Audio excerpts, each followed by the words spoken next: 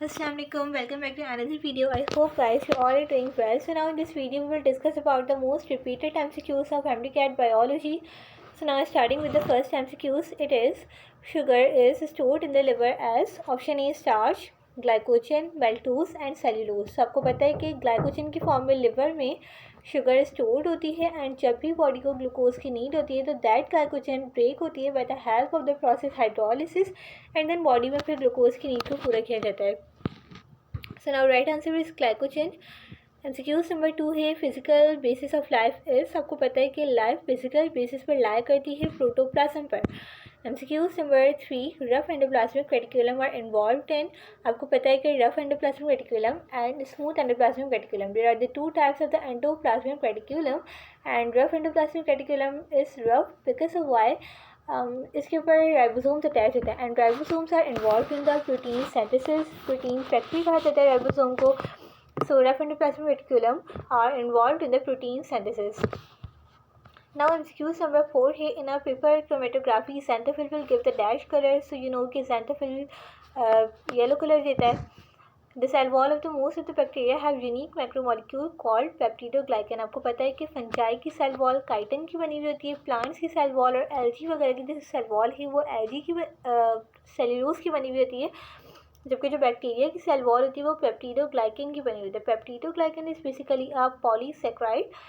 It is a conjugated molecule of the protein and carbohydrate.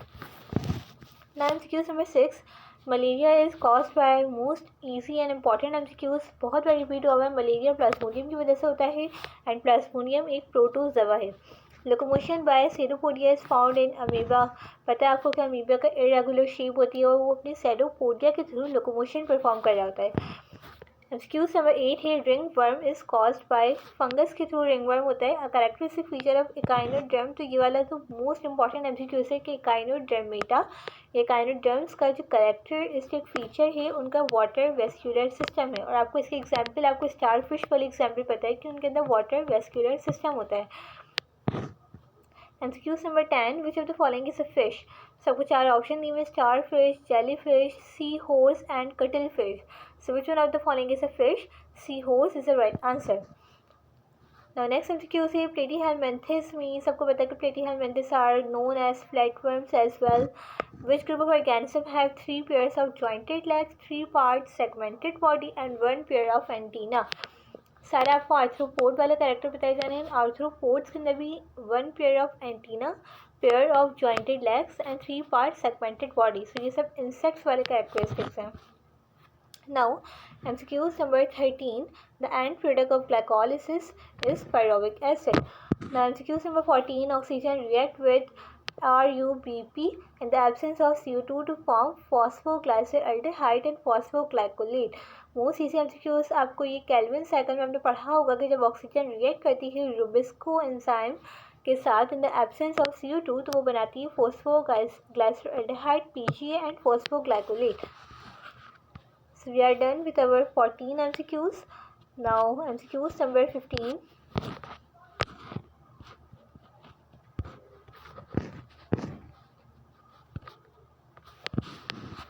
MCQ number 15 the major metabolic factory detoxification center and storage organ of our body. So detoxification, storage organ and metabolic factory. Detoxification आपको पता है कि liver detoxification का भी काम करता है। storage organ किस तरह से कि आपको पता है कि ग्लाइकोजन को वो स्टोर करता है अपने अंदर। MCQ number 16 which type of respiration is most effective in frogs?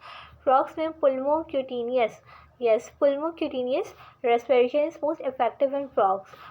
Rough endoplasmic reticulum involve होती है इन्वॉल्व इन। आपको पता है कि rough endoplasmic reticulum excess CO2 in the blood, इसमें भी इन्वॉल्व होती है। एक सेकेंड, ये MCQs कुछ रॉन्ग है, इसके ऑप्शंस कुछ और दिए हुए एंड ये क्वेश्चन कुछ और पूछा गया है तो इसको छोड़ देते हैं। Now MCQs number 18 Poikilotherms are the animal who maintain their body temperature constant. Poikilotherm वो ऑर्गेनिज्म होते हैं जो अपनी बॉडी के टेम्परेचर को मेंटेन करते हैं, कांस्टेंट रखते हैं। बाकी ऑप्शन भी देख लेते हैं। हाइबरनेट ड्यूरिंग विंटर, सो नहीं। Who have a lot of stored body fat, whose arteries contract in cold temperature. So ये सारे ऑप्शन रॉन्ग हैं, जबकि option C is the right answer. MCQ number 19, excretory organs of grasshopper cockroach. आपको पता है कि जितने भी आर्थ्रोपोड्स होते हैं उनका जो एक्सक्रीटरी ऑर्गन है that is basically the malpighian tubules. The dark pain in muscle fibre is due to dark pain. A brand होता है और वो मायोसिन और एक्टिन से मिलकर बना हुआ होता है। Excuse number 21, removal of the thyroid gland in an adult food cause an increases. आपको पता है कि अगर थायरॉइड ग्लैंड को ही रिमूव कर दिया जाए एक इंसान की बॉडी से, सो हाइपोथैलेमस से आने वाले जो थायरॉइड स्टिमुलेटिंग हार्मोन है वो इतना ज़्यादा हो जाएगा, उसको कोई रिस्पॉन्स ही नहीं मिल रहा, मतलब लाइक थायरॉइड ग्लैंड मौजूद ही नहीं है और थायरॉइड स्टिमुलेटिंग हार्मोन की जो लेवल है वो इंक्रीज़ होता जा रहा है। सो ऑफकोर्स के थायरॉइड ग्लैंड नहीं है तो secretion of TSH thyroid stimulating hormone का लेवल बढ़ेगा। So delta is the right answer. Now the next MCQ is, when a physician elect the knee jerk reflex by taping deep tendon in the knee, the normal response is for the lower leg to swing forward. When this happen? Okay, ऐसा कब होता है जब एक physician जो है वो नी jerk करे, वो जो घुटने के ऊपर जो एक हथौड़ी मारने वाला जो प्रोसेस होता है ना, उसमें ऐसा क्यों होता है, लाइक कब होता है कि जो लोअर लेग है आपकी वो फॉरवर्ड जा रही होती है जबकि नॉर्मली उसे पीछे जानी चाहिए लेकिन वो आगे जा रही होती है। क्यों ऐसा होता है? बिकॉज आप ऑप्शन ए में देखो कि muscles in the front of the thigh are contract and muscle in the back of the thigh are relax. आप खुद अपने ऊपर एक्सपेरिमेंट करके भी देखो तो जो आपके थाई के जो आपके लोअर लेग के जो फ्रंट वाले जो मसल्स हैं वो कॉन्ट्रैक्ट करेंगे जबकि जो बैक वाले जो मसल हैं आपके थाई के वो रिलैक्स करेंगे। MCQ number 23. MCQ number 23. The concentration of sodium plus iron in the body fluid is controlled by the hormone. Most easy MCQs aldosterone के थ्रू ये level control होता है। Now the next MCQs.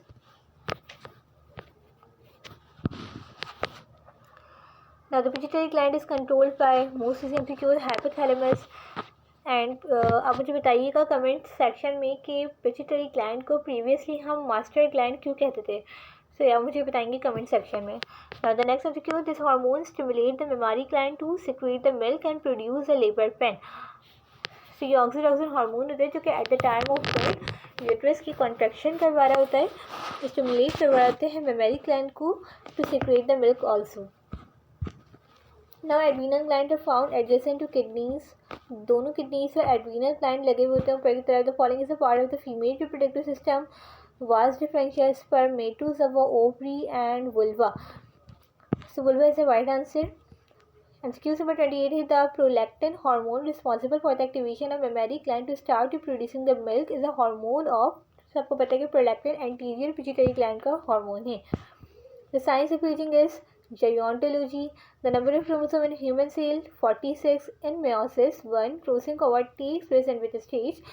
So आपको ये बताना चाहिए कि diplotene वाली स्टेज के अंदर क्रॉसिंग ओवर होता है। एंड आप मुझे कमेंट सेक्शन में बताएंगे कि क्रॉसिंग ओवर सिस्टर क्रोमेटिड्स के बिटवीन में होता है या नॉन सिस्टर क्रोमेटिड्स के बिटवीन में होता है।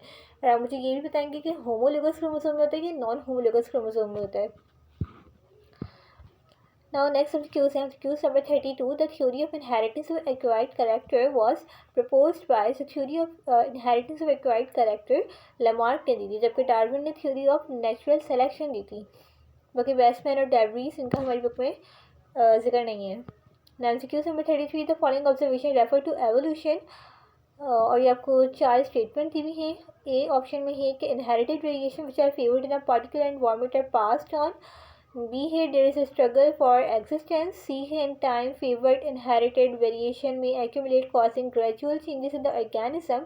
And D है although population tend to overproduce they remain more or less constant in number from generation to generation. सो आपको सीक्वेंस बतानी है कि डार्विन ने जब थ्योरी ऑफ इवोल्यूशन दी थी तो उसने किस सीक्वेंस से ये तमाम पॉइंट्स को बताया था। इन तमाम पॉइंट्स को डार्विन ने अपनी थ्योरी ऑफ नेचुरल सिलेक्शन में बताया था। अब किस सीक्वेंस से बताया था वो सीक्वेंस आपको बतानी है।